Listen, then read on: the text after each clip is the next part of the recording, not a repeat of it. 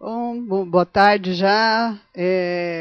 Queria agradecer aí o pessoal que está assistindo à distância, o pessoal que veio assistir aqui ao vivo, ao Fórum de Junho do LGP. O tema hoje é Gestão de Projetos Internacionais. A gente tem o prazer hoje de contar com a professora Ivete Rodrigues, da FIA. Ela fez o doutorado dela sobre esse tema, abordando principalmente os aspectos culturais que estão envolvidos em projetos internacionais. E a gente tem também aqui com a gente o professor Leandro Patá, ele é do mestrado profissional da Universidade 9 de Julho, e ele também é gerente de sistemas de gestão e sustentabilidade, né, de uma subsidiária do Grupo Camargo Correia. Então, a professora Ivete vai falar um pouquinho dos principais achados da tese de doutorado dela, e depois o Leandro vai fazer um contraponto aí das dificuldades de gerir projetos internacionais na prática, da experiência dele de empresa, tanto agora no Grupo Camargo Correia, como os projetos anteriores na Siemens e outras corporações por onde ele passou. Então, eu queria começar passando a palavra à professora Ivete, agradecendo de novo a presença dela, e ela vai falar então um pouquinho para a gente dessas questões.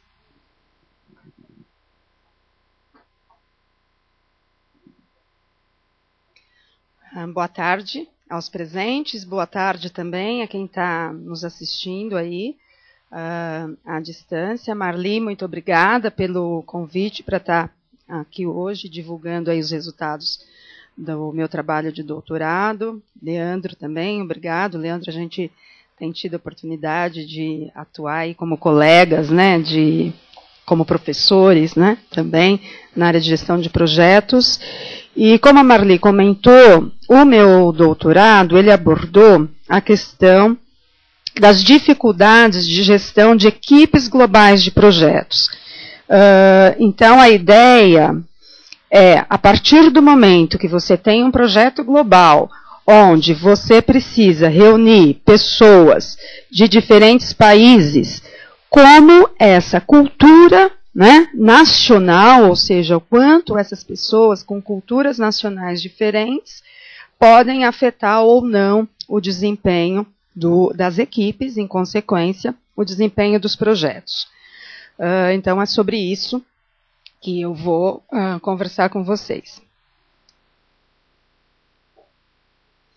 Bom, primeiramente, apenas para nós pontuarmos alguns conceitos teóricos que vão dar depois suporte para a análise dos dados encontrados, eu vou falar um pouco sobre o que é desempenho de equipes de projetos globais, ou pelo menos, né, como eu trabalhei na minha tese o conceito de desempenho de equipes globais, o que é cultura, o que eu estou entendendo como cultura, que é um tema bastante amplo, as dimensões culturais, os impactos dessas dimensões no desempenho humano e técnico dessas equipes, e finalmente, né, se há ou não impacto, qual é a implicação gerencial? Né? O que o gerente de projetos globais, então, deve fazer frente a esses impactos? Então, projetos globais, aqui no contexto do que nós trabalhamos, ele surge, né, dentro de um âmbito, principalmente porque aí, né, é bom falar também, eu estou trabalhando com projetos globais de empresas multinacionais brasileiras. Então, eu estou entendendo que, com a internacionalização das nossas empresas, essas empresas cada vez mais estão tendo que gerenciar projetos globais. E o porquê, né, dessa internacionalização? Necessidade de expansão dos mercados globais.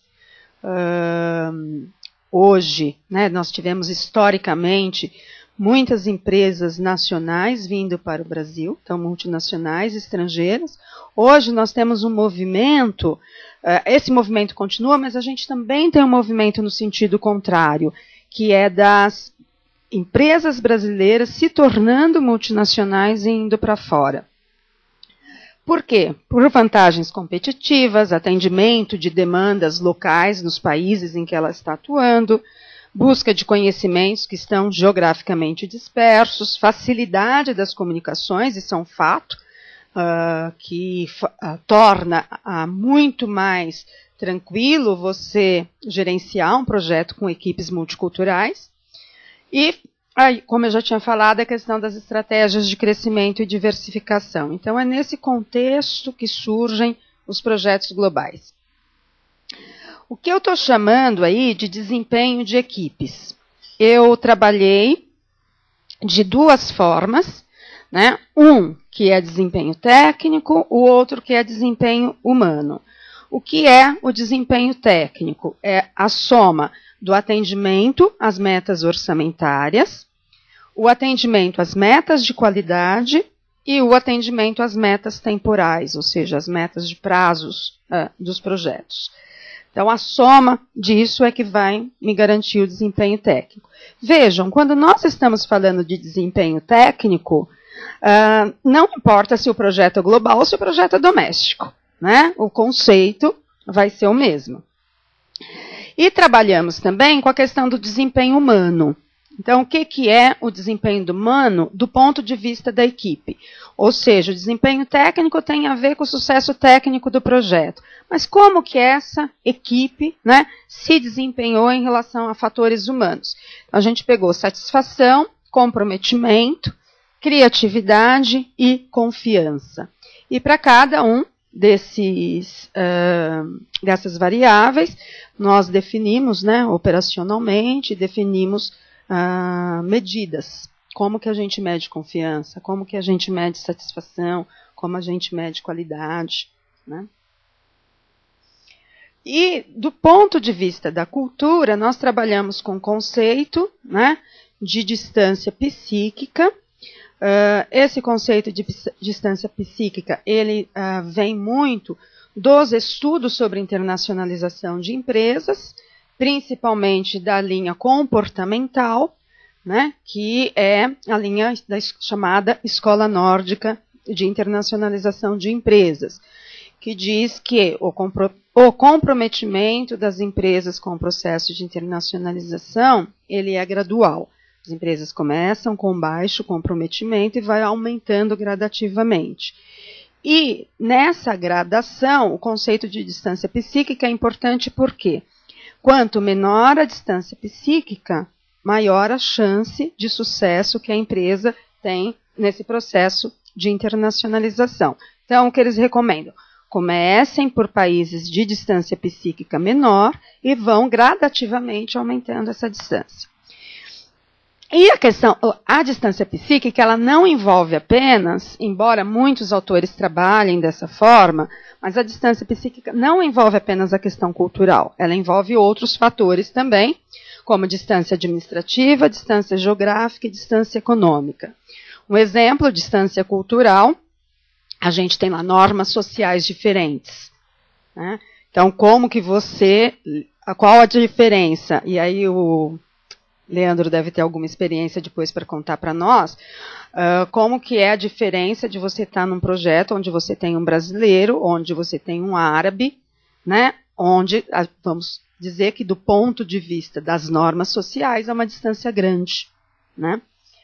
Distância administrativa, quando a gente tem políticas nacionais que não são favoráveis. Então, aí a questão, por exemplo, que muitas pessoas falam, é difícil o Brasil receber investimento direto externo por conta do custo Brasil, né? Então, o custo Brasil seria uma distância administrativa. Distância geográfica e a questão, né, de distância física mesmo, é muito mais fácil em termos de logística eu estar num país vizinho do que estar na China, né? E a outra distância é a questão da econômica, que é a diferença em renda de consumidores. Então, eu vender Havaianas nos Estados Unidos é diferente de eu vender Havaianas, né, num outro país, por exemplo, como África do Sul ou mesmo Índia, né, que a população tem uma renda menor. Então, é a soma dessas diferentes distâncias que vai dar o conceito de distância psíquica. Dentro dessas 4 abordagens aí do conceito de distância psíquica, eu trabalhei especificamente com a questão da distância cultural, né? E aí a minha ideia é o quanto essas questões, essa distância cultural afeta no desempenho. E aí o que eu estou chamando de cultura? Muitas vezes quando você fala de projetos internacionais, e a Marli agora, a gente estava comentando algumas coisas antes do início, e ela estava falando a fofoca, né? O lado da fofoca dos projetos. Quando a gente conversa com pessoas que trabalharam em projetos internacionais, assim, o que mais chama a atenção é a comida. A comida não é legal. Teve casos que eu entrevistei de pessoas que montaram na sacada do apartamento um vasinho assim para plantar couve, porque ele morria de vontade de comer couve. Então, essas coisas assim. Tem um outro caso de um gerente cuja mulher foi trabalhar, que estava trabalhando no Oriente Médio, a mulher foi comprar um sapato, e na hora que ela foi comprar o sapato, ela levantou, né, um gesto que para nós brasileiras é super normal, né, na loja fazer assim, olhar no espelho, para eles é considerado, né, um absurdo, né.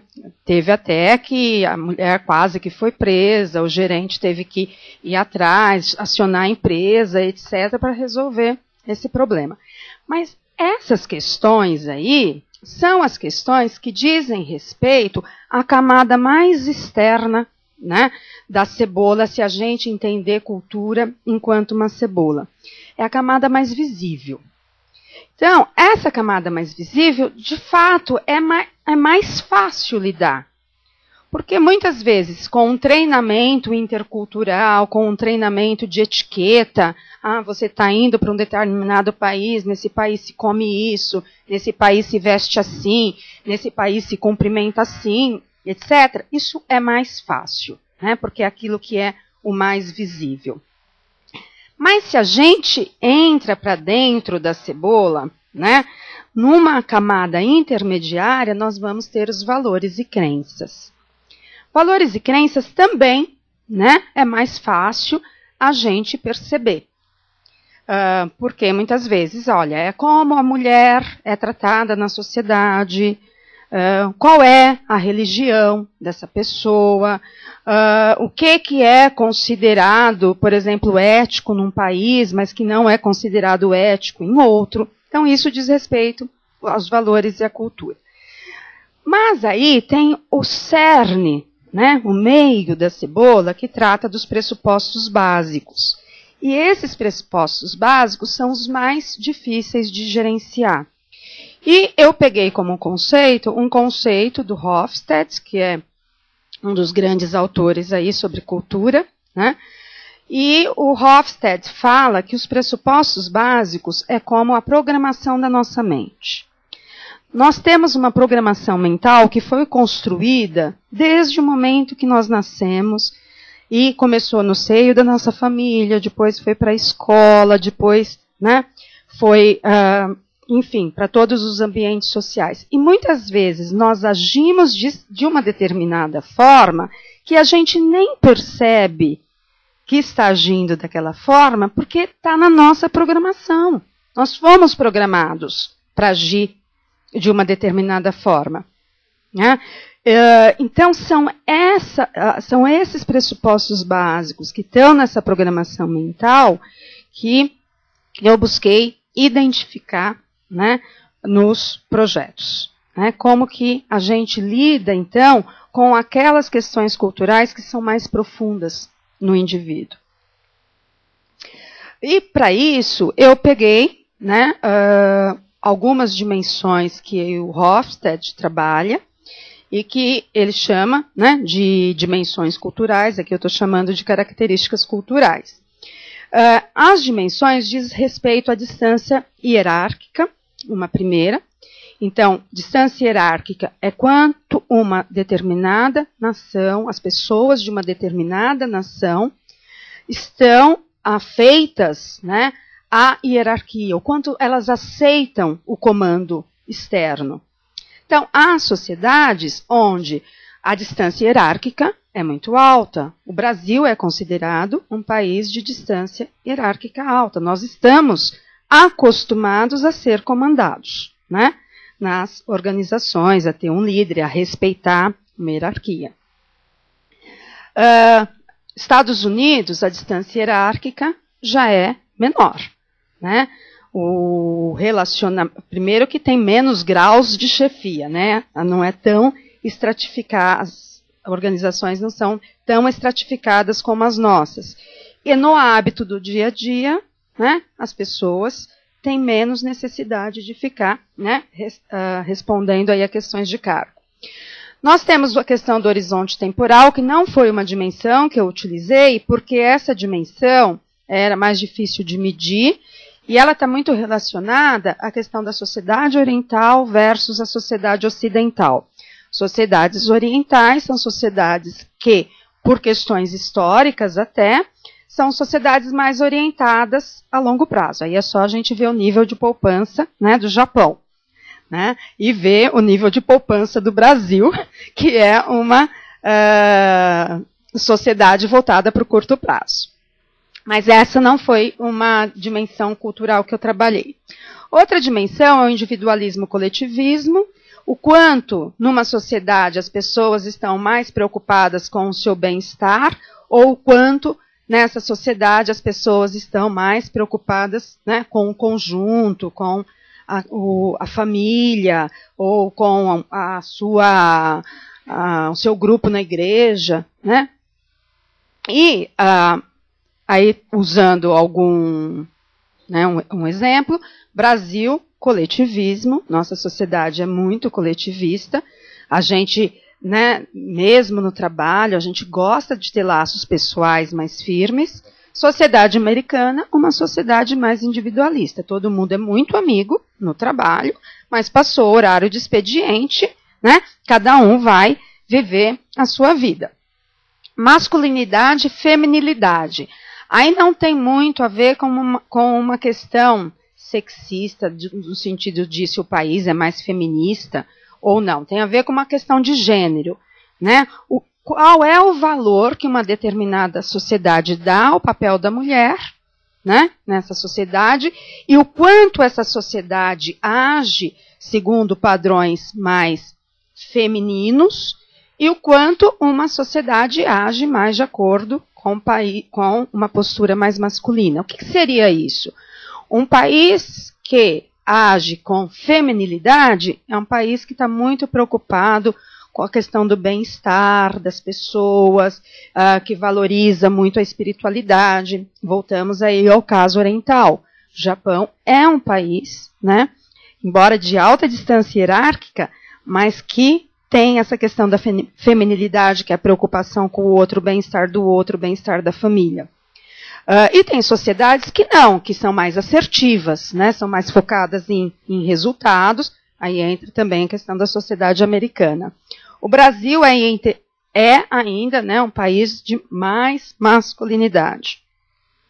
E controle da incerteza é o quanto uma sociedade é afeita a correr riscos ou não.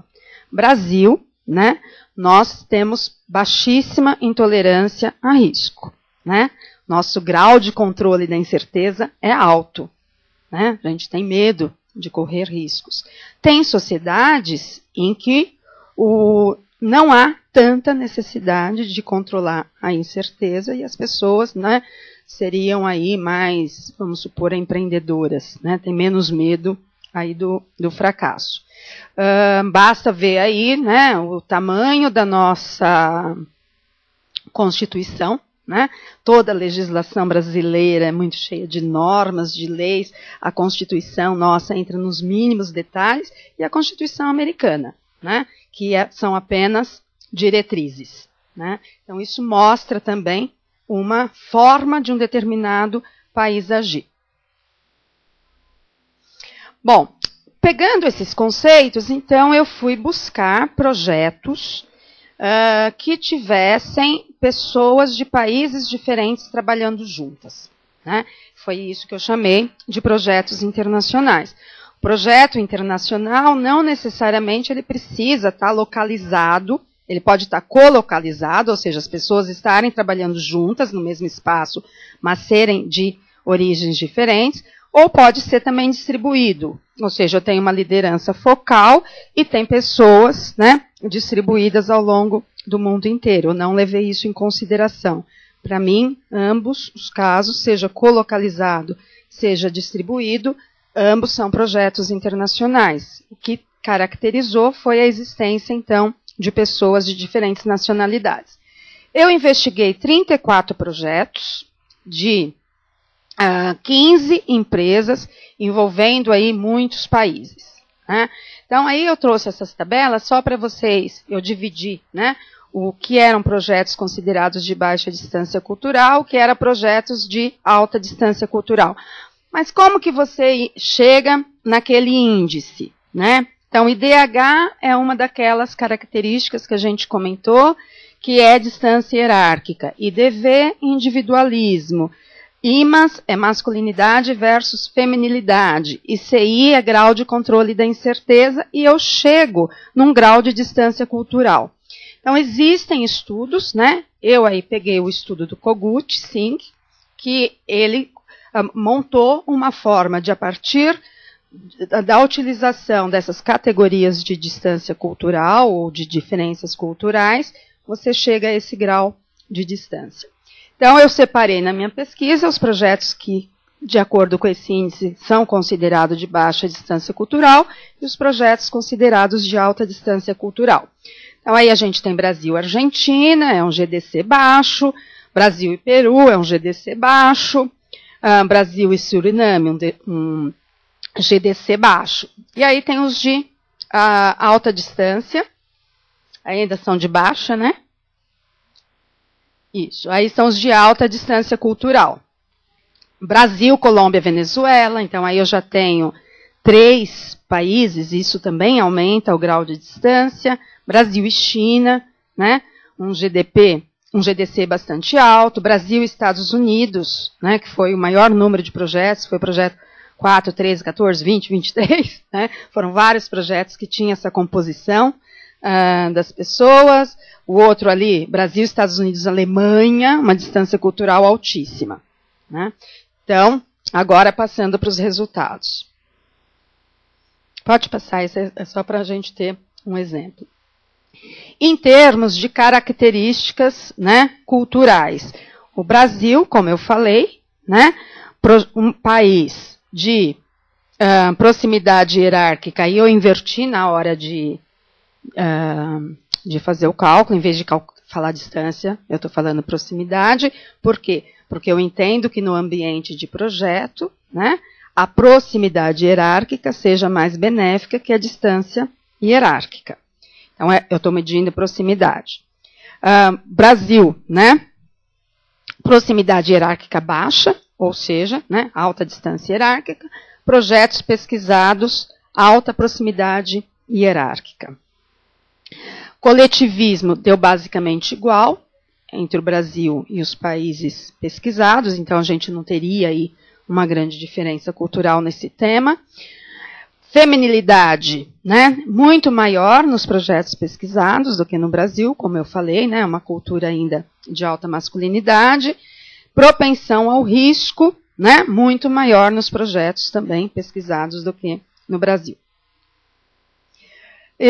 Bom, tendo em vista todos esses conceitos e essas variáveis, eu comecei a pesquisar características culturais versus proximidade hierárquica. O quanto isso afetou no desempenho técnico, o quanto isso afetou no desempenho humano. Coletivismo, quanto isso afetou no desempenho técnico, quanto afetou no desempenho humano e assim por diante, né? Foram essas as relações. Então, o que nós chegamos aí? Características culturais, a proximidade hierárquica, ela mostrou estar muito relacionada ao desempenho humano. E também a questão da feminilidade também esteve muito relacionada ao desempenho humano. Nenhuma das características culturais afetou o desempenho técnico. Então, o que a gente chega à conclusão, e aí o Leandro pode confirmar, né, na experiência dele com projetos globais. Metodologia de gerenciamento de projetos, no âmbito desses projetos pesquisados, que são de grandes empresas, etc., já é muito dominado. Então, um brasileiro, ele não tem uma dificuldade de linguagem técnica se ele vai para os Estados Unidos, porque ele conhece, né, a metodologia tão bem quanto um americano conhece. Então, a questão da cultura não vai impactar, né, nesses aspectos técnicos. Hoje mesmo estava conversando com um expatriado da Monsanto, hoje de manhã, e ele está trabalhando num projeto global, que envolve aí vários países também, e eu falei para ele, que metodologia você usa? Aí ele me mostrou, né, o plano do projeto, e assim, eu falei, poxa, é exatamente isso que a gente ensina nos nossos cursos de gestão de projetos. Então tinha o Project Charter, tinha a matriz de responsabilidades, tinha o orçamento. Ah, que software você usa? Ah, eu uso o MS Project para isso, eu uso o WBS Pro para aquilo. Eu falei, bom, né? Então estamos up to date com os aspectos aí mais técnicos do gerenciamento de projetos. No entanto, a questão do desempenho humano, ou seja, o quanto isso facilitou, né, a criatividade no projeto, o quanto a dimensão cultural afetou o estabelecimento de uma relação de confiança, etc., nisso a gente viu que duas características são importantes.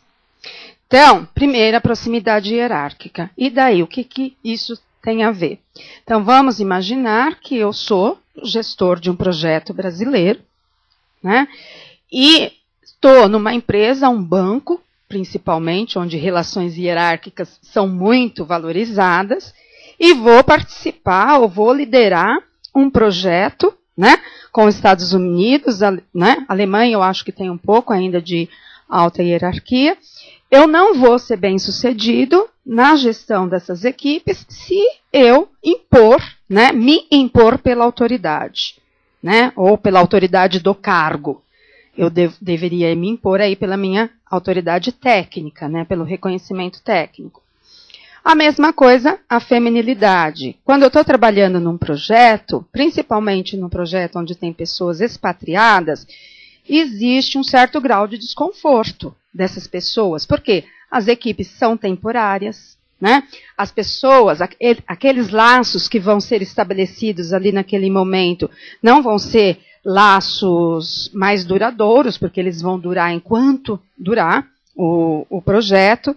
Então, o gerente deve ter uma preocupação com o bem-estar dessas pessoas, se essas pessoas que foram expatriadas, elas estão tendo condições materiais, inclusive, parecidas com aquelas condições que ela tinha no seu país de origem.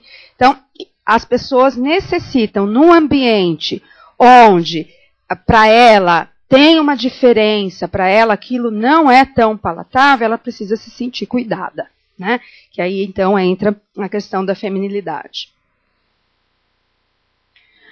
Bom, aí nós pegamos isso com a nossa variável moderadora, que era a distância cultural, e tentamos ver, em países de distância cultural baixa, o que é importante?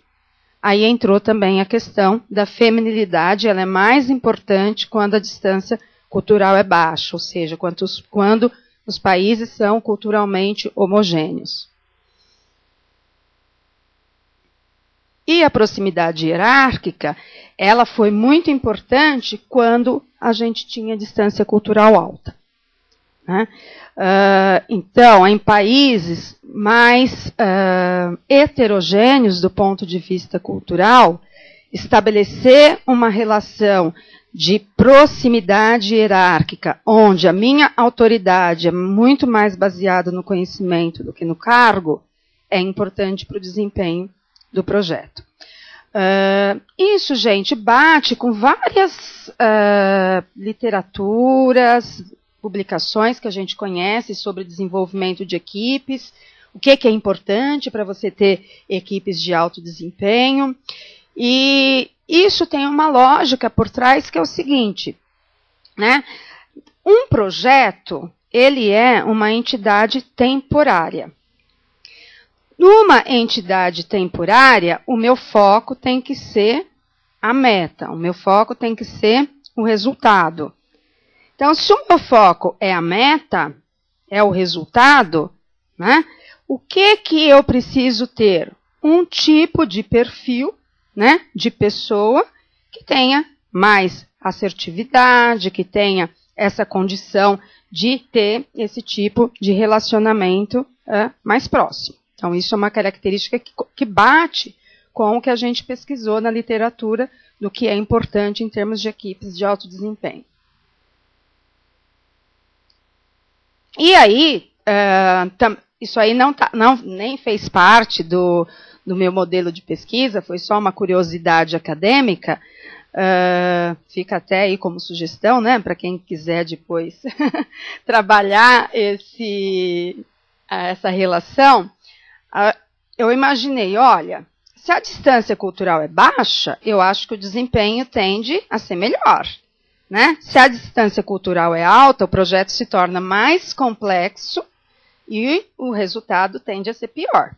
E isso bateu, né? Então, países de alta distância cultural, desempenho baixo. Países de baixa distância cultural, desempenho alto. Então, acho que também faz uma certa lógica. Pode passar esse que é o mesmo do gráfico. Bom, aí uma segunda etapa da minha pesquisa foi, bom, eu sei disso, a pesquisa me mostrou isso, e daí? Eu quis fazer uma pesquisa qualitativa para, assim, entrar mais fundo, né, nessas questões, não só do que impacta, mas como impacta. Para isso eu escolhi alguns projetos, né, dentre os 34 globais, escolhi alguns projetos e fiz entrevistas em profundidade. E nessa entrevista em profundidade, o que eu procurei saber, né? Aí eu peguei o modelo de gestão de pessoas, da metodologia de gerenciamento de projetos, né, que diz que você precisa primeiro pensar no planejamento organizacional, depois no planejamento do projeto, acompanhar e executar, encerrar, né, o projeto. Enfim, seriam os processos básicos de gerenciamento de um projeto. Em relação ao planejamento organizacional, o que foi visto? Que há uma inexistência de planejamento e treinamento intercultural. Todos esses projetos, embora internacionais, ninguém pensou a priori se ia ter impacto da cultura ou não, né? Isso sequer foi uma coisa pensada, ou vamos fazer minimamente um treinamento de etiqueta, né? Nem aquilo que é o artefato mais visível foi pensado. Então, muito menos, né, as questões mais profundas da cultura. No planejamento do projeto também não se leva em conta essas competências interculturais. Então, quando eu vou selecionar o meu líder do projeto, eu levo em conta, esse cara é bom, esse cara tem jeito, né? Ele já trabalhou num projeto lá em Angola há tanto tempo, então ele já conhece mais ou menos. Mas não se leva em conta, né, uma coisa mais de pensar num perfil do gerente de projeto frente a essas questões culturais. Acompanhamento e execução do projeto, gente, surge muito conflito por conta de questão cultural, e aí você também, né, coisas bobas que aparecem, né?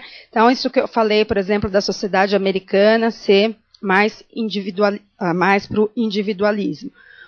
Isso trazia alguns problemas para o projeto do tipo, termina o horário do americano, ele quer ir para a academia.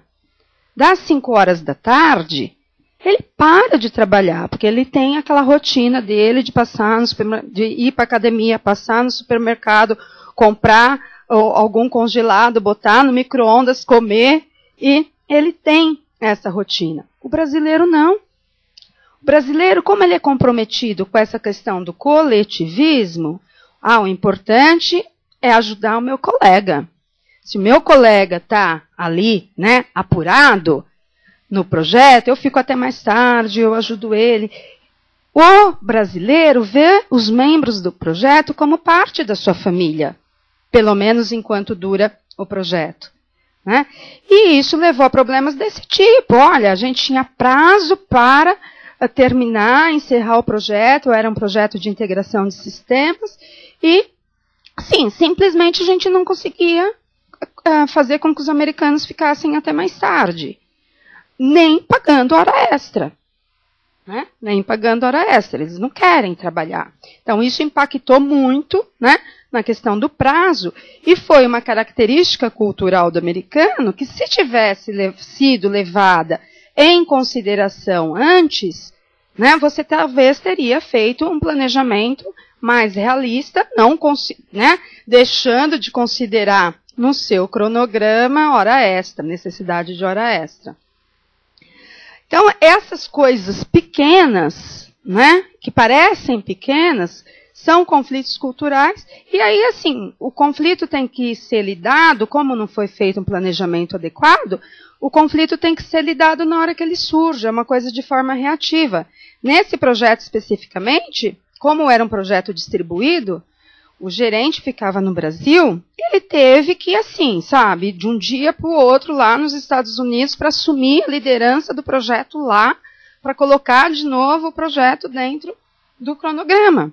Por quê? Porque a comunicação ali, né, à distância, tornava o conflito ainda muito mais grave. Aí no encerramento do projeto, que a gente viu assim, que as lições que são aprendidas do tipo essa.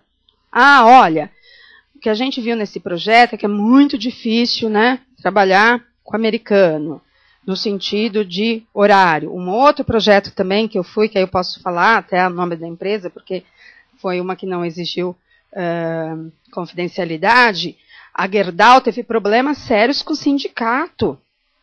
Né? Com coisa que no Brasil, assim, você negociar com o sindicato é muito mais fácil, né, por conta dessa questão aí de proximidade, do que lá.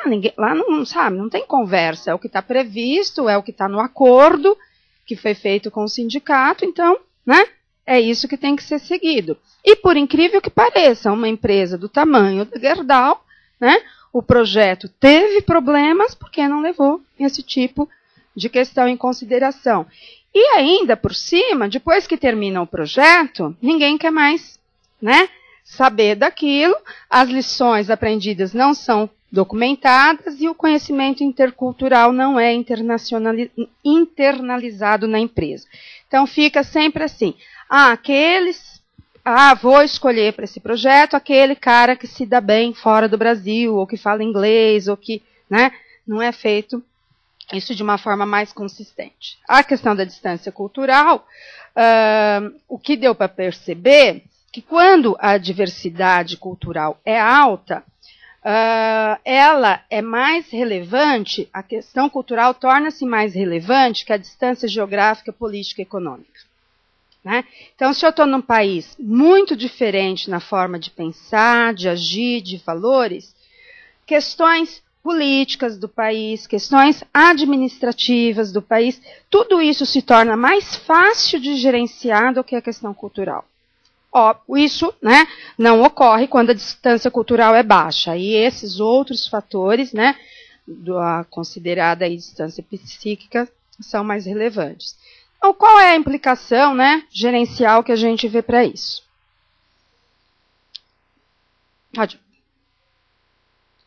Pode passar.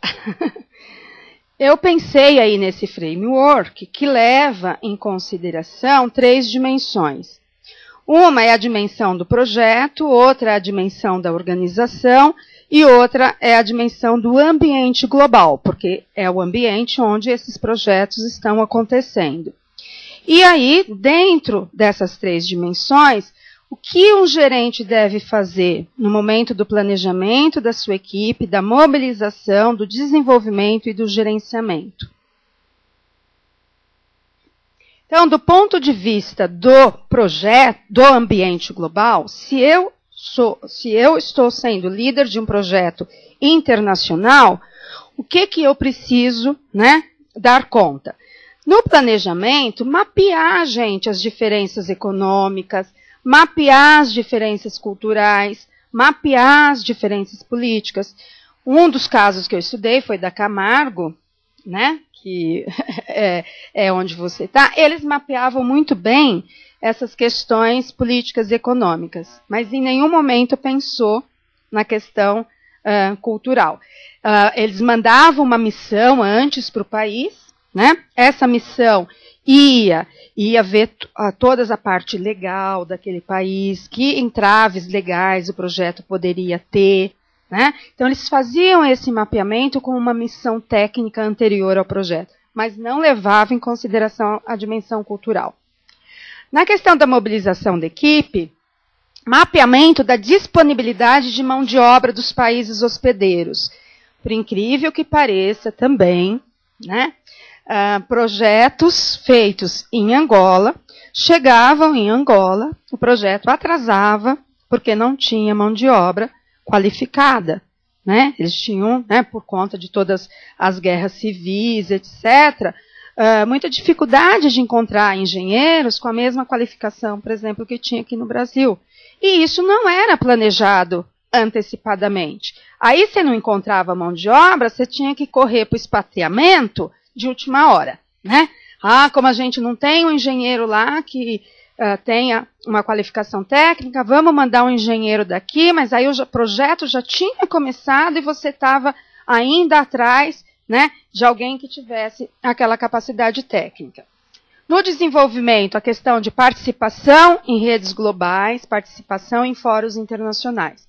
A boa notícia, gente, competência intercultural se aprende, né? Então, uma empresa que quer ser uma empresa internacional, uma empresa globalizada, ela precisa prover para os seus gerentes de projeto, para os seus líderes de equipe, a possibilidade de participar de espaços globais, né? De participar de fóruns, de participar de redes globais de conhecimento. Uma das empresas que eu pesquisei foi a Petrobras, e eles fazem muito bem isso, né? A Petrobras participa de várias redes globais de conhecimento no momento do desenvolvimento pré-competitivo da inovação. E na questão do gerenciamento da equipe, maior conhecimento e relacionamento com os parceiros locais. Em termos de organização, o que né, a empresa deve pensar na sua organização para se preparar para uma atuação mais globalizada? Em termos de planejamento de equipe, políticas e planejamento da internacionalização, políticas e planejamento de expatriação e repatriação, né? Hoje a questão da expatriação está até mais bem resolvida. A questão da repatriação está pouco resolvida, né, dentro das organizações. E imagina, num projeto que é temporário, né, você tem que pensar na repatriação. Não só pensar na realocação dessa pessoa no trabalho, mas na repatriação dela para a sua cultura de origem. Políticas de recursos humanos para participação em projetos internacionais, remuneração, prêmios. E aí, assim, quando você fala para um funcionário, você quer trabalhar, a gente está montando equipe para um projeto que vai ser na França, você quer ir para a França? Oba! Né? Você vai ter um monte de candidatos. A gente está indo para um projeto em Angola. Angola não quero ir, não vou ter escola para os meus filhos, né? É perigoso. Então, eu preciso ter uma política, né, de recursos humanos que leve em consideração esses aspectos. E políticas também de controle na operação no exterior. Esse exemplo que eu dei da senhora que quase foi presa, e o RH teve que entrar em contato, o jurídico teve que entrar em contato para resolver um problema, né, de uma operação no estrangeiro, e foi uma coisa que a operação local não estava preparada para lidar. Na questão da mobilização, políticas de terceirização de serviços, negociações com sindicatos estrangeiros, já citei para vocês a questão da Gerdau, política de hora extra para trabalho internacional, já citei para vocês também um dos casos, seleção e recrutamento internacional, né? Porque se eu faço um recrutamento internacional, isso sai mais barato para o projeto, mas para fazer esse recrutamento internacional, eu preciso que o meu RH esteja preparado para fazer recrutamento internacional.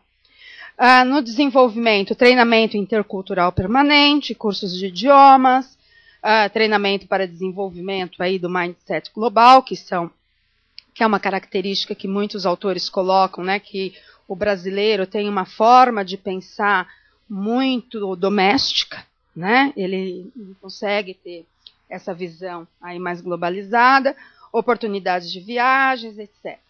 Na questão do gerenciamento, auxílio na solução de conflitos que vão surgindo ali no dia a dia, provimento de recursos e tecnologia, auxílio na inserção e acompanhamento da equipe nesse ambiente global e gestão do conhecimento organizacional, que foi uma coisa que a gente viu que a empresa não faz, né? O projeto termina e tudo aquilo que foi aprendido sobre como gerenciar um projeto internacional não foi aproveitado enquanto, né, um desenvolvimento, uma gestão do conhecimento para a empresa. E do ponto de vista para o projeto, no planejamento da equipe, o líder do projeto deve definir quais são as competências técnicas, humanas e interculturais necessárias, definir claramente, né, os papéis e responsabilidades, isso não varia muito, né, de um projeto doméstico para um projeto global, mas se torna mais complexo num projeto global. Entendimento das diferenças culturais para definir qual é o tipo de liderança, qual é o tipo de comunicação que eu posso ter com essas pessoas. E quando eu falo em comunicação, eu não estou falando só em questão de fuso horário, né, que é uma coisa que as empresas se preocupam muito, né, principalmente em conference call. Um dia o conference call vai ser no horário da Índia, outro dia o conference call vai ser no horário do Brasil, para não prejudicar ninguém em termos de fuso horário. Então, mas eu não estou falando só numa questão de fuso horário, eu estou falando numa questão comportamental da comunicação. Na mobilização da equipe, negociação dos recursos humanos locais e dos países hospedeiros, construção de redes para construir, né, a coesão da equipe, iniciar a construção de confiança, entendimento das diferenças dos países participantes. Então, se eu estou num projeto com um chinês, se eu mostro que eu entendo o jeito de ser chinês, se eu mostro que eu aceito essa diversidade, eu gero um pacto de confiança com essa pessoa, né, que está na equipe. Se eu não faço isso, essa pessoa vai ser sempre um estranho no ninho, né, porque ela vai se sentir diferente. Então, cabe ao gestor conhecer quais são as diferenças e acolher as diferenças. Então, a gente não está falando de suprimir as diferenças. Isso seria a pior coisa, né? Porque nós somos brasileiros, então todo mundo tem que agir como os brasileiros. Nós somos vítimas disso, né? Porque em várias das pesquisas, das entrevistas que eu fiz, os brasileiros se ressentem quando o líder do projeto é americano, né? Porque assim, aí é o way of life, né? O American way of life, e eles não estão muito preocupados com essa questão da diversidade, né? E a gente é que acaba tendo que se adaptar. Na questão do desenvolvimento da equipe, treinamento intercultural, a mesma coisa, né? Então, você começa lá desde a dimensão global até a dimensão do projeto. Então, essa questão do treinamento intercultural, ela deve ocorrer não apenas durante a existência do projeto, mas também permanentemente do ponto de vista da organização como um todo. E no gerenciamento da equipe, avaliação e feedback, conflitos interculturais, e aí a questão de documentação do conhecimento intercultural adquirido e disseminação desse conhecimento dentro das empresas. Então, uma prática que seria super boa, que as empresas não fazem, é terminar, pelo menos as que, boa parte das que eu entrevistei, terminado o projeto, né, aquela equipe prover um workshop para outras equipes de projetos, para falar, olha, nós tivemos esses problemas, os problemas foram resolvidos dessa forma. Então, essa gestão do conhecimento, né, você tem formas até fáceis de fazer, mas isso acaba não sendo feito. Então, gente, é isso, né? Essa aí era só um link. eu coloquei aí. É isso, né, o que eu pesquisei aí no meu doutorado. Foi um tema difícil, não foi um tema fácil de pegar, né, porque é muito escorregadio. Trabalha assim, com muitas questões comportamentais e isso é complicado de lidar, mas assim, se mostrou um tema que inclusive tem muito potencial de ser estudado, né? Então eu estou aqui, né, com uma plateia aí de mestrandos e doutorandos, né? Fica a sugestão para que esse tipo de estudo continue. Na área de gerenciamento de projetos, e aqui nós estamos no laboratório, né, de gestão de projetos da Poli, a Marli também pode confirmar isso. No Brasil, a ênfase ainda tem sido muito a técnica da gestão, né? Existe, inclusive, internacionalmente, pouca literatura sobre os aspectos humanos, né, da gestão. E com essa crescente internacionalização, a gestão desses aspectos humanos vai se tornando mais e mais complexa. E a gente tem pouca, né, literatura que dê conta desses desafios. Então fica o convite aí para os que estão assistindo na internet, para os que estão assistindo aqui também, que a gente possa se aprofundar nessas lacunas do gerenciamento de projetos e que o conhecimento, né, que está sendo produzido aqui na academia possa contribuir de alguma forma para suprir essas lacunas. Obrigada, pessoal, obrigada aí a quem assistiu pela paciência. Obrigada, Ivete. Daqui a pouco a gente volta aí para os debates, mas vou passar então a palavra para o Leandro. A gente sempre brinca que o pessoal da empresa vai fazer a fofoca, mas a ideia é passar um pouquinho das dificuldades que vivencia na pele, né? Porque quando a gente apresenta a parte acadêmica, a gente estrutura de uma forma mais apresentação, apesar da Ivete ter dado uma cor bastante interessante na apresentação, em geral fica um pouquinho desprendido do sofrimento que as organizações passam para fazer esses aspectos de gestão de fato funcionarem na empresa. Então agora a gente sempre traz nos fóruns alguém para passar um pouquinho desse sofrimento e dessa vivência para a discussão. Então, Leandro, para você. Obrigado, Marli, obrigado do convite de estar aqui junto e junto com a Ivete, né, para falar um pouco sobre projetos globais, projetos internacionais.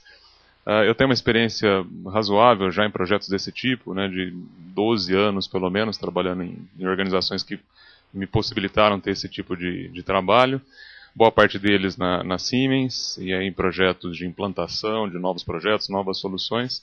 E há 4 anos numa das empresas do Grupo Camargo Correia, né, na empresa de cimentos, mas aí mais voltados para projetos de ampliações, novas plantas, aquisições de empresas, né, e aí realmente internacionalização de empresas brasileiras. E acho que um primeiro ponto, né, que você estava comentando, Ivete, que eu fui anotando, é que eu consigo talvez perceber um pouco a diferença entre uma empresa brasileira se colocando lá fora e a gente brasileiro, né, trabalhando em projetos desse tipo, e às vezes a gente brasileiro trabalhando numa empresa multinacional, trabalhando em projetos multinacionais, né. Talvez do ponto de vista de dificuldades culturais, né, você tenha uma relacionada à matriz da organização. Do ponto de vista de metodologia, foi bem abordado, isso acaba sendo, né, algo que não é tão relevante assim, principalmente pelo tamanho do projeto, né. Normalmente são projetos grandes, onde as coisas já são mais padronizadas, mais consolidadas, as pessoas já conhecem esse tipo de metodologia e acaba ficando mais fácil. Um outro ponto que eu anotei aqui, essa questão, e você falou bastante, né, da distância administrativa, né, distância hierárquica do Hofstede. Às vezes a gente chama um pouco de distância de poder, né, também em algumas literaturas. E isso é uma coisa que fica bastante premente, né, bastante da experiência que eu tenho, de lidar com alemães, né, brasileiros agora, e a gente tem um trabalho muito grande com argentinos, né. Então o alemão ele é alguém que respeita demais a hierarquia, né, e aí você quando está lidando com ele, né, e aí você tem a questão dos preconceitos, né, e das generalizações, e a gente tende a generalizar os outros e a gente não gosta quando a gente é generalizado. E aí o brasileiro tende a ser generalizado como alguém que é o desorganizado, que não cumpre os horários, o que não cumpre os prazos, né? E a gente também tende a generalizar os alemães como eles são todos certinhos, né? E é duro quando você está sendo generalizado e você percebe esse tipo de trabalho em projetos. Uma vez eu estava numa reunião na Alemanha com alemães e a gente ia fazer uma conferência com brasileiros. E os alemães, conversando entre eles em alemão, né, chegou a hora de fazer a ligação, como a gente fez aqui hoje, né, pela internet.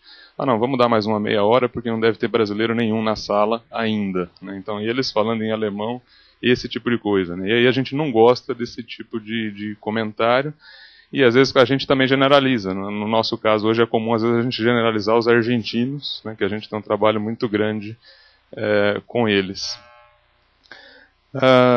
Um outro exemplo, né, dessa questão às vezes de distância de poder, eu estava me lembrando agora, fazendo um pouquinho as contas, né? Assim mesmo no Brasil foi uma empresa que demorou 80 anos para ter um presidente da empresa brasileiro. Então durante seus primeiros 80 anos eram presidentes alemães que vinham para cá e assumiam o controle da empresa. A Camargo Corrêa comprou a maior cimenteira na Argentina, né, em 2005, a Loma Negra, comprou de uma família argentina, uma dona, né, a viúva, na verdade, do fundador da empresa. E 5 anos depois a gente colocou lá um presidente argentino. Né? Nos primeiros 5 anos foram brasileiros, depois a gente conseguiu colocar um argentino para cuidar. E isso gera uma imagem muito grande. Né? A gente conversando com os argentinos, o impacto disso para eles, né, deles sentirem que existe a possibilidade de, se eles crescerem numa empresa que tem controle hoje brasileiro, mas que era argentino até alguns anos atrás, eles poderem chegar até a posição de número 1 na empresa. Mas isso eu acho que é um pouco, bastante dessa questão da flexibilidade, talvez, do brasileiro, do espírito de grupo, da questão da feminilidade, né? Várias situações a gente percebe isso, né? A gente, quando foi para lá, montou-se um grupo de brasileiros que foi fazer o projeto não takeover, na verdade, porque a gente assumiu o controle da empresa, mas assim, do ponto de vista dos argentinos, a impressão, eles contando isso para a gente depois, né, nas lições aprendidas das aquisições, é que os brasileiros iam chegar, iam mandar todos os argentinos embora, iam assumir o controle da empresa e iam começar a operar. E não foi isso que foi feito. Né? A gente foi fazendo aos poucos, tanto que hoje a gente tem uma pessoa só lá, brasileira, na alta administração, que é o diretor financeiro. E aí a percepção do nosso lado é que foi uma adaptação bem feita, e os argentinos também. Porém, os argentinos falam que se fossem eles no nosso lugar, eles fariam diferente.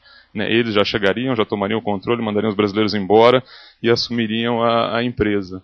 Mas é uma questão, assim, às vezes, de percepção. Né? A gente está indo num movimento muito grande de internacionalização agora. Na semana que vem, a empresa deve fechar a aquisição da maior cimenteira portuguesa. A gente vai para alguns países um pouco mais complicados. Né? A gente deve estar assumindo o próprio Portugal, Cabo Verde, Moçambique, África do Sul e Egito. Né? E aí a gente vai ter, já estamos percebendo algumas dificuldades. Né? Talvez Angola a gente já está lá há algum tempo, né, numa construção de uma planta. Moçambique, África do Sul, mas assim, Egito vai ser algo totalmente diferente para nós.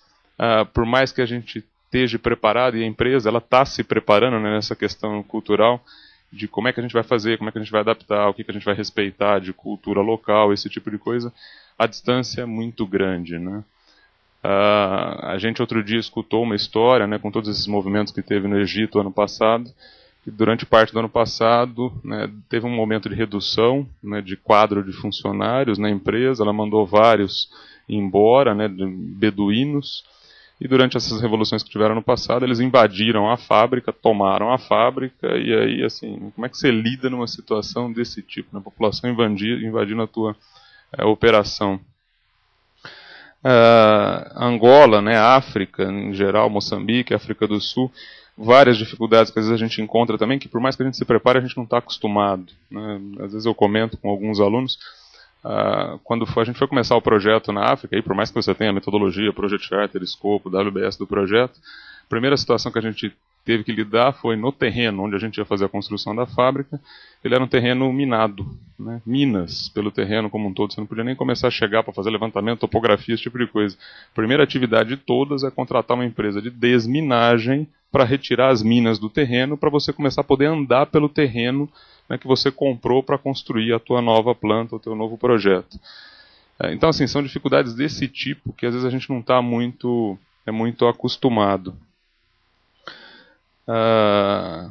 Na Argentina, né, um exemplo também, saiu na Veja, acho que da semana passada, não, a gente já conhecia essa história de antes, né, mas dessa vez eles publicaram. A gente lá, o mercado é regulado, né, o preço, e você tem que negociar preço com o governo. E aí tem um dos ministros do governo, né, o ministro Moreno, que saiu na Veja, saiu até a foto dele. Ele recebe a gente com um revólver em cima da mesa, né, e aí você faz a negociação de preços e ele com um revólver do lado. Então, assim, o poder, talvez, de argumentação, por melhor que seja, né, ele nunca vai ser suficiente. Né? E a gente já sabia dessa história há vários anos, a Veja publicou, saiu na edição, acho que, passada. Então, assim, como é que você lida com uma questão desse tipo? Por mais que você tenha a tua metodologia, teu processo, tua política de preços, a tua matriz, o teu diretor te pressionando para manter o mercado, esse tipo de coisa, mas, assim, tem uma condição local que você é obrigado, de alguma forma, a se adaptar. Nessa questão de horários, né, a Ivete comentou, isso é uma coisa também que é bem premente, né? O alemão, ele chega muito cedo para trabalhar, ele tem a conversa lá de 1, 2 minutos ali só para contar como é que foi o jogo de ontem, o que foi que aconteceu. Ele senta, começa a trabalhar, ele não olha para a pessoa do lado, né? Você, quando vai lá e fica um tempo, você se sente, pô, deve ser porque eu sou brasileiro, né, talvez, mas ele não conversa, né? Deu horário do almoço, a gente vai, almoça, conversa alguma coisinha, volta, trabalha e deu 5, 6 horas da tarde. Ele vai fazer o que ele quer. Se é verão, ele vai sair mais cedo, ele vai correr, vai patinar, andar de bicicleta, o que quer que seja, né? Vai tomar cerveja, né, nos beer gardens, todo esse tipo de coisa. Se é inverno, ele até fica um pouco mais tarde, porque já está escuro lá fora desde as 3 horas da tarde e tudo. O brasileiro já é diferente, né? O brasileiro às vezes até chega cedo, mas assim, a gente chega cedo, mas a gente fica 1h30 mais ou menos tomando café, conversando, falando como é que foi o jogo de ontem, toda essa história, né?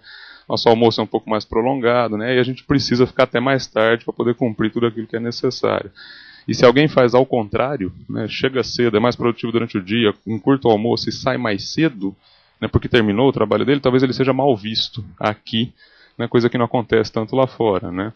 Na Argentina já é mais diferente. Se você chegar lá 8h30 no escritório, não tem ninguém, né, porque eles chegam 9h30, é o horário padrão deles, né, de trabalho.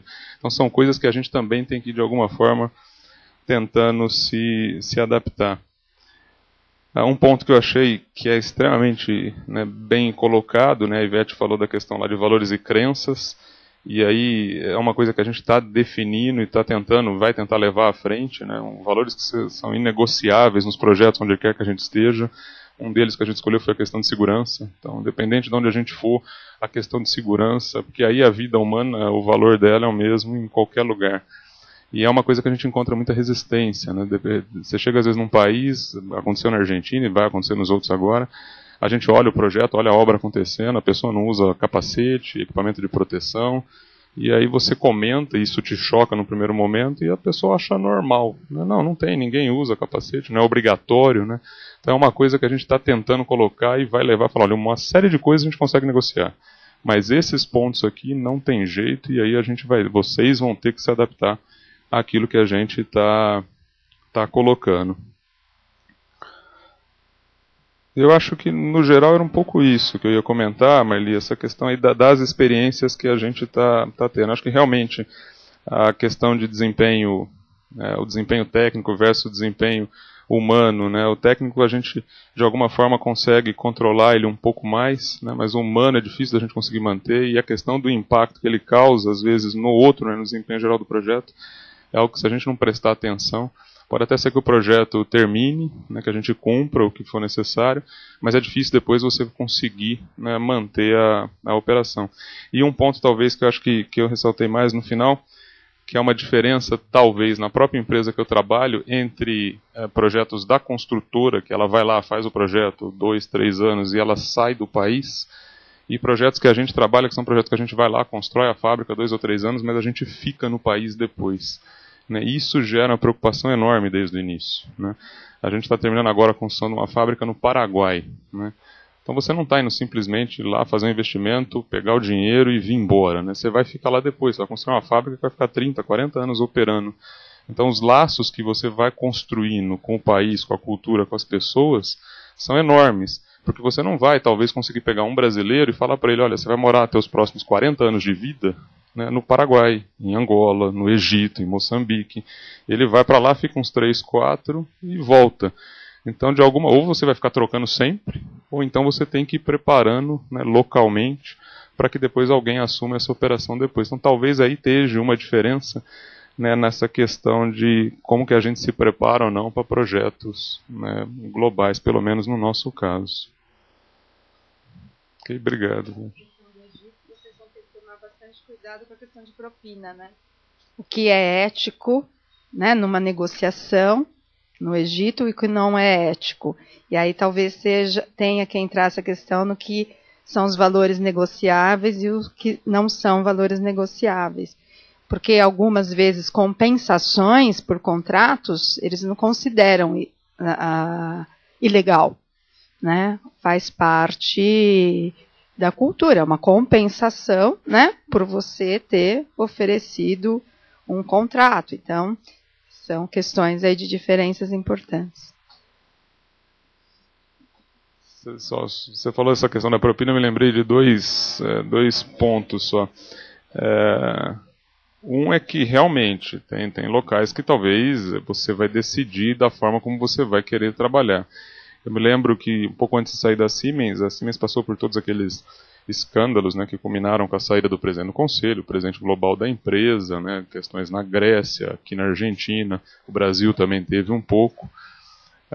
E aí, numa das reuniões com gente do mundo inteiro na Alemanha, estava lá o presidente da Siemens, e o novo, né, e ele virou e falou, a gente não vai mais operar desse jeito, né? Se alguém perguntou, mas se o país tal falar que não tem jeito, é desse jeito ou então não opera, ele falou, a gente fecha as portas, né, e sai do país, que isso a partir de agora passa a não ser mais, né, tolerado.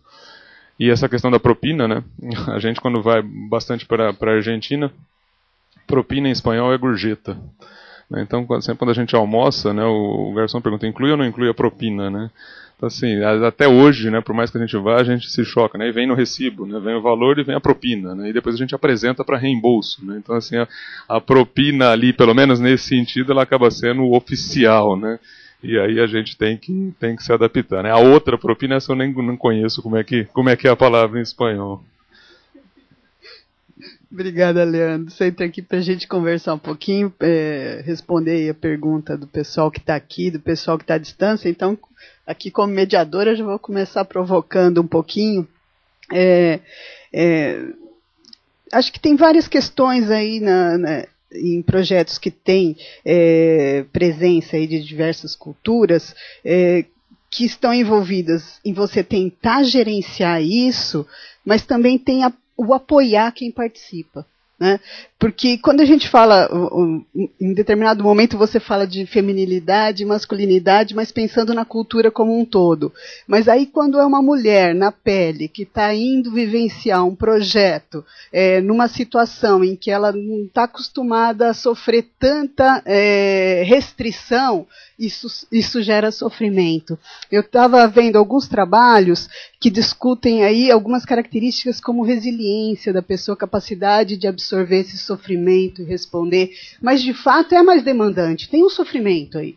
Né? Por mais que você esteja preparada, que você tenha conhecido, estudado, mas o sentir isso na pele tem um sofrimento, e tentar entender isso, o impacto disso, não só na gestão, mas nos resultados, é alguma coisa que, como você comentou, quer dizer, quanto menor a distância, menor os impactos no desempenho.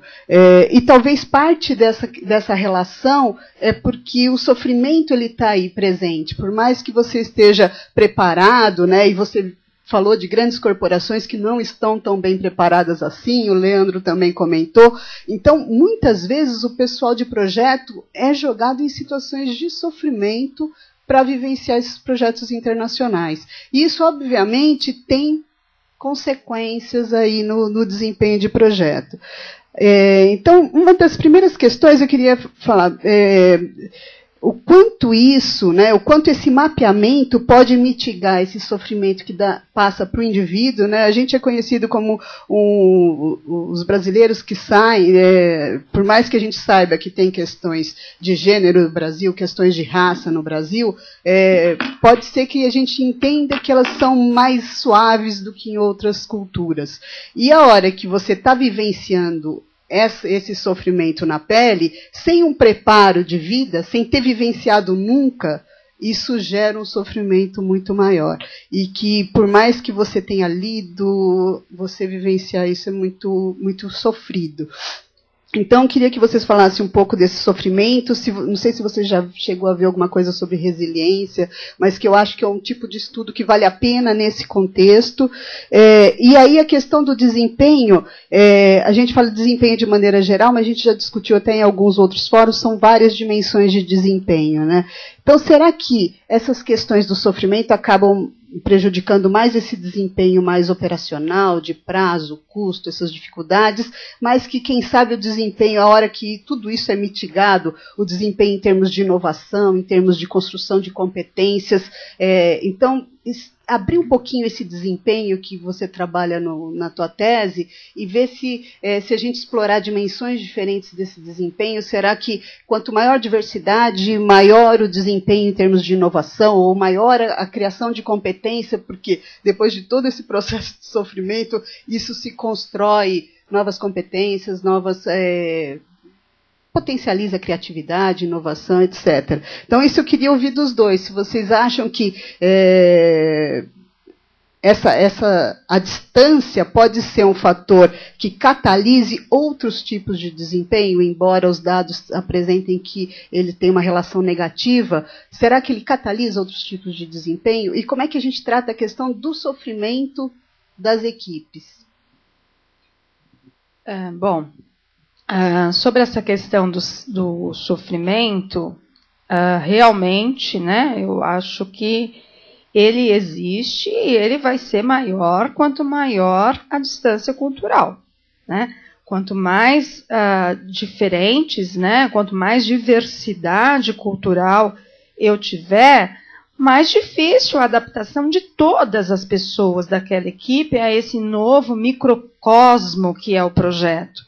O projeto é um microcosmo, né, dentro de uma situação maior. E quando eu pego toda essa diversidade que existe e coloco para uma equipe de pessoas vivenciar isso no dia a dia, isso gera sofrimento. Daí que eu passo aí para a questão das implicações gerenciais, e eu gostei muito do negócio que você falou, que é o seguinte: você pode até cumprir prazo, você pode até entregar o projeto com sucesso, mas é provável que as pessoas saiam destroçadas, né? É provável que essas pessoas talvez não queiram mais trabalhar nesse tipo de projeto. Então, como que eu penso no pós-projeto?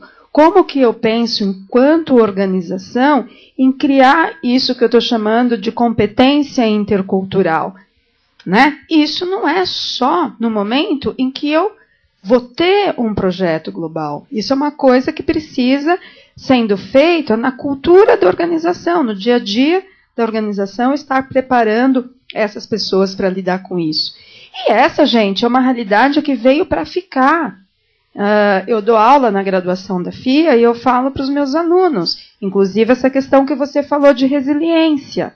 Cada vez mais você vai precisar de líderes resilientes, de líderes que consigam sofrer essa pressão, consigam sofrer esse sofrimento, é pleonasmo, mas que consigam vivenciar esse sofrimento. Ele vai envergar, né? A resiliência é igual à história do bambu, né? O vento sopra forte, o bambu se enverga, mas o vento passa, o bambu volta ao normal, né? Ele enverga, mas ele não dobra. Então, a empresa tem que cuidar disso, nesse sentido, né? De criar um sistema que cuide para que essas pessoas sofram, né? Mas sem que isso signifique que essas pessoas vão se curvar, vão se dobrar, né? Elas vão saber lidar. Porque, assim, o Leandro também falou uma coisa que eu gostei. Gente, tem muita coisa que você pode ver no planejamento, né? Eu acho que boa parte dessas coisas todas que a gente está falando, de conflitos interculturais, você consegue mitigar com um bom planejamento, como eu coloquei aqui, né? Você pensando nisso com antecedência. Mas, obviamente, a gente sabe que por melhor planejado que seja um projeto, você vai ter situações cotidianas que não forem previstas. E daí entra a questão da necessidade de você ter um líder resiliente, né? Um líder que saiba lidar com essas pressões que surgem aí ao longo do projeto. Com relação à questão da inovação, certamente teria sido um recorte muito interessante, fica também, eu acho, como sugestão, né? Ao invés de usar a variável moderadora distância cultural, talvez usar inovação. A Marli, inclusive, ela foi da minha banca de doutorado, e ela até tinha sugerido, né, num determinado momento, olha, por que você não trabalha com tipologias de inovação também? Mas aí é aquela questão que você no doutorado tem que fazer um recorte, né? Seja no mestrado, seja no doutorado, você tem que optar por alguma coisa. E como eu estava trabalhando num projeto mais amplo, que era de internacionalização das empresas brasileiras, essa questão da distância cultural se mostrou mais relevante para esse projeto maior, que era a questão da internacionalização. Mas eu li bastante sobre isso, e o que, assim, né, tem muitos autores que defendem que a diversidade cultural é boa. Tem muitos autores que defendem que no ambiente de diversidade você tem diferentes soluções para o mesmo problema. Às vezes, uma pessoa traz uma ideia que ainda não tinha sido pensada. Mas volto a falar, se isso for bem cuidado, se o ambiente para que isso ocorra, né, for devidamente instaurado. Se os conflitos culturais, caso eles se sobreponham, né, ali no relacionamento, a diversidade cultural vai ser ruim. A gente, infelizmente, tem vários estudos que mostram que está muito mais, diversidade cultural está muito mais associado a má desempenho do que a um desempenho superior em termos de inovação. Talvez até pela dificuldade de gerir isso, né, como a gente tem visto, né?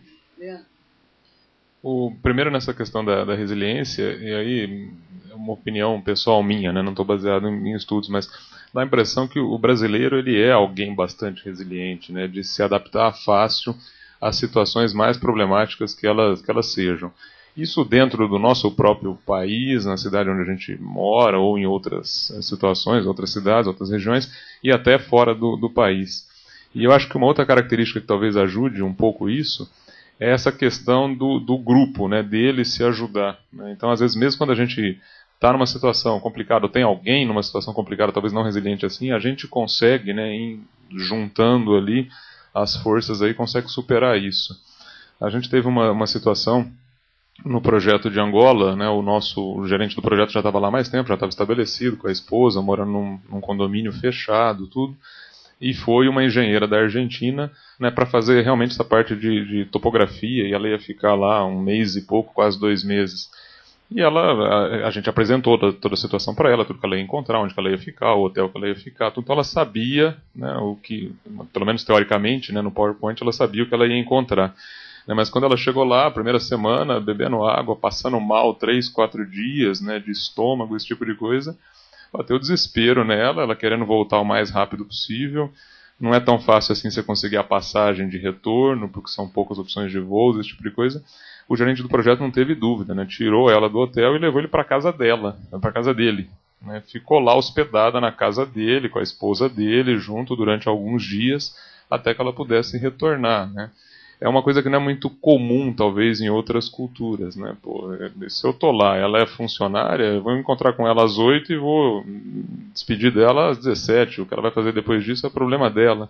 Né? Mas aí acho que esse fato desse espírito de grupo do brasileiro acaba colaborando em projetos deste tipo.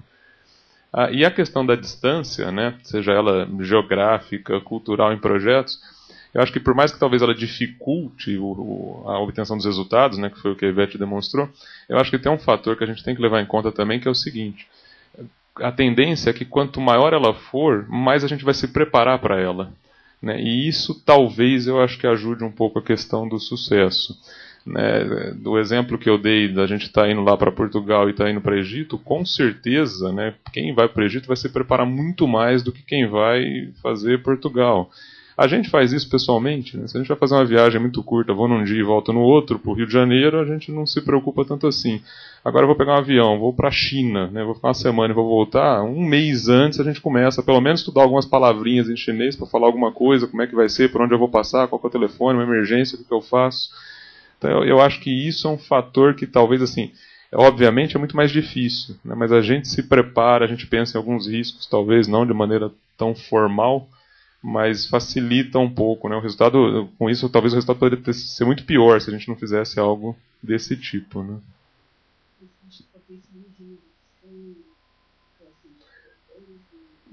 Aí eu acho que pega um pouco a questão da própria, numa situação mais complicada como essa, né, essa questão da criatividade do próprio latino, brasileiro, a questão de buscar soluções, né, diferenciadas, não tão comuns, é uma coisa que acaba ajudando. Às vezes a gente passa por situações não parecidas como essas, né, mas situações que a gente vai, de alguma forma, tentar contornar quando aparecem situações não usuais. Quem está muito num ambiente muito mais tradicional, muito mais estável, né, quando lida em situações mais complexas assim, fica mais difícil. Né? Do mesmo modo como quando a gente vai para algo já mais estável, né, a gente pode até apresentar novas soluções, novas inovações, mas a gente fica também um pouco talhado em relação a isso, né, porque ali já está colocada, né, a solução, o problema já é um pouco mais fácil, mais fechado, né, já foi provado antes, já foi aprendido. Né. Eu acho que quanto maior a dificuldade, eu acho que maior a tendência da inovação a aparecer. Queria até provocar, como tem bastante gente de pós aqui conversando, o projeto de mestrado e doutorado pode ser um projeto internacional também, né? Tem aí o sanduíche, etc.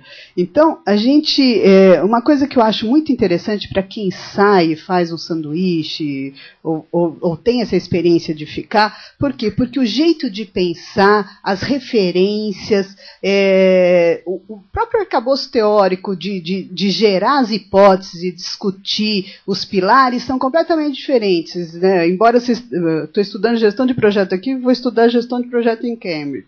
Mas quem são os teóricos que eles mais valorizam, qual o tipo de pesquisa que eles estão fazendo é diferente. Isso dá um olhar diferente. Né? Então, a mesma coisa acontece num projeto. A gente tende a se viciar em soluções que são costumeiras num dado ambiente.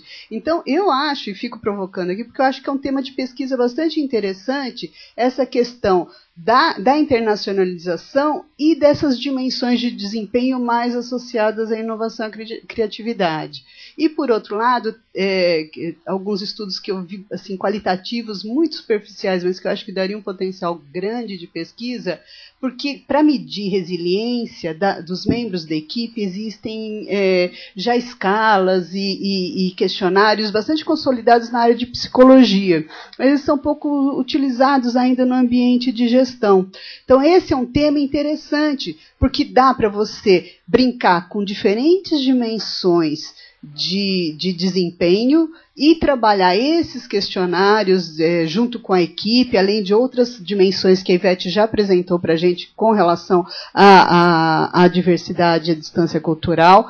E eu acho que esse é um tema que a gente tem pouco estudo. Né? O estudo da Ivete acho que é o primeiro grande no Brasil que foca a questão da internacionalização em projetos, e é uma carência muito grande. Por isso que a gente sempre pensa para o fórum alguns temas que ainda não estão bem resolvidos em termos de pesquisa. E esse tema, ele tem assim, vários meandros aí para serem analisados e pouco estudados. Eu acho que cada vez mais o Brasil vai ser demandado, como o Leandro levantou aí, para projetos internacionais, porque esse reconhecimento que a gente constrói equipe, que a gente se preocupa com o outro, já né, ao mesmo tempo que a gente é conhecido por não ser muito pontual, a gente é conhecido com essa preocupação de construir o grupo, construir o time. Então, acho que essa característica puxa muito o brasileiro para o projeto internacional. Né? Então, queria jogar essa provocação para vocês e ver as perguntas aí de vocês que estão aí. Vamos lá. Quem tem pergunta?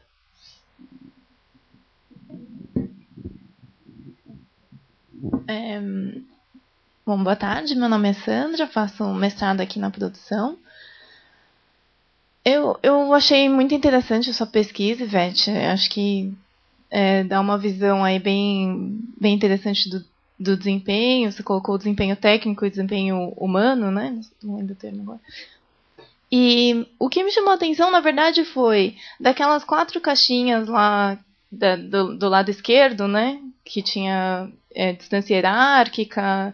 Tinham 2 delas que não tiveram relação. É interessante ver os que têm relação e analisar também os que não tiveram relação, né? E eu esperaria que o coletivismo, o grau de coletivismo também tivesse relação com o desempenho humano. E como que você vê isso? Não sei, pelo menos era uma coisa que eu esperava ver ali também highlightado e não estava. Eu também esperava. Tanto é que eu medi coletivismo ao invés de medir individualismo, porque culturalmente nós brasileiros achamos o coletivismo importante. Né? Porém, numa situação de projeto, e aí foi até o Hofstede que ele fez também um estudo já mais antigo sobre essas características culturais em ambiente de projetos. Por que ele fala que no projeto o individualismo é melhor? Porque o individualismo é mais focado em resultados, é mais focado em metas. Né? Então, o coletivismo, ele se preocupa mais com o ser, com a equipe, com a construção. Então, é como ele falou, de repente vem uma pessoa da Argentina. Se fosse um americano, ele estaria pensando assim, não, nós temos uma meta de prazo a cumprir, ela ficou doente, volta, traz outra. Né? E nós brasileiros, não, olha, ela ficou doente, ela não está bem, eu vou ver como que eu posso dar esse suporte para ele. Então, eu também esperava isso por uma questão cultural nossa, de achar que o coletivismo é importante, mas efetivamente o que o Hofstede tinha falado que para projeto não foi verdadeiro na pesquisa. Né? Ou seja, você tem que cumprir prazo, você tem que cumprir entrega. Né? Não pode se preocupar muito com as pessoas, não, porque se você se preocupar com as pessoas, o projeto vai atrasar. Né? Então, infelizmente, né, eu acho que do ponto de vista cultural, eu também até comento isso no artigo, e comento isso na tese, que foi um dado inesperado. Né? Porque ao medir, eu falei, não, com certeza, o coletivismo é mais importante, né, em projeto. E não foi. Né? E o outro que não foi importante foi a questão da incerteza, e aí eu acho que essa questão da incerteza é um pouco em função do que você falou, né? Num projeto, o problema já está mais fechado. Então, essa questão da incerteza, ela se torna menos relevante, porque você já fez antes um estudo de viabilidade técnica, econômica, etc. Então, quando você está lá no projeto, você já sabe o que você vai esperar. Né? Então, talvez, assim, se fosse em outro tipo de situação, o controle de incerteza poderia ter parecido como relevante. Mas em situação de projeto, por ter um problema ali mais fechado, eu acho que não foi. Mas o coletivismo realmente, né, ele surpreende. Aí eu acho que vale a pena pensar no contingenciamento, né, pelo perfil. Né?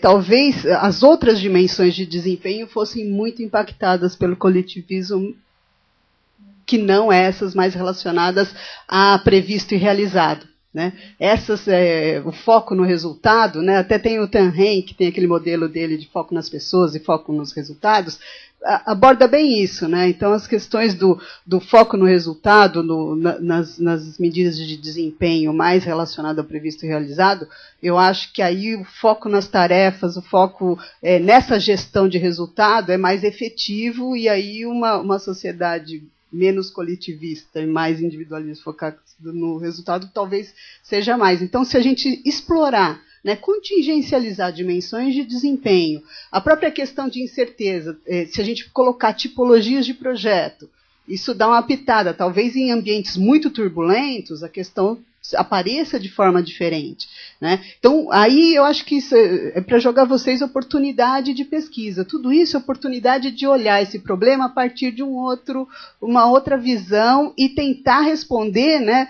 Quando a gente fala um achado que não teve, também é um achado, né? Se a gente espera que o coletivismo seja relevante nesse ambiente, ainda vale a pena estudar, né? Continuar procurando, né? Por quê? Porque eventualmente no conjunto de trabalhado essa variável não apareceu como significante, mas na hora da análise qualitativa isso surgiu, né?